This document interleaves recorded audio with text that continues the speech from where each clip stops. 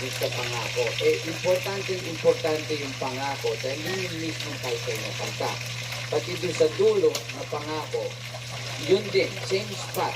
May konti lang doon sa nag-aantay lang ako ng parang beat na maibiin ng konti yung kanta kasi all the way all throughout the song ganun lang, although ganun lang naman talaga yung kanta, kaya lang siguro kailangan lagyan mo pa siya ng konti, tapos yung distansya ng mic ilayo mo lang ng konti dun sa simula. Oo, yun lang, ilayo mo ng konti.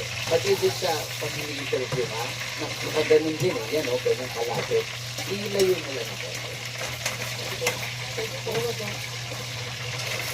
Luis, nakakatuwa yung performance mo. Saka, ang ganda nung kanta. Masasabi ko na natuwa ako sa quality ng boses ko. Kakaiba naman siya. Pero mas importante din sa akin yung naniwala ako sa'yo. Medyo masakit yung kanta di ba? Curious tuloy ako dun sa mga ibig sabihin mo ng mga wow, yung mga ganun na bagay na kinakanta natin. At kung kanina mo ka kinakanta. So, yan, isa pong bagay yan na siguro sa susunod, may ibig isa. So, para kanina to, at ano yung laman na nasa loob mo kung bakit na rin kinakanta. Kasi nakikita natin yun. Saka, lalo na naman. Thank you po. Eto na. Luis, alamin natin kung ilang bituin ba ang ibibigay sa natin mga yan pala. Luis, ang stars na ibibigay ko sa'yo ay...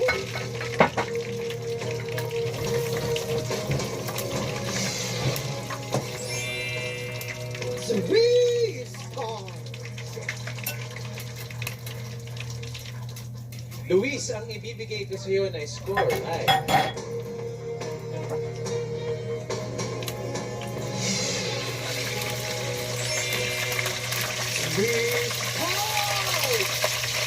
Maraming salamat sa mga ginagawa naman sa nagbibigay ni Cabrera.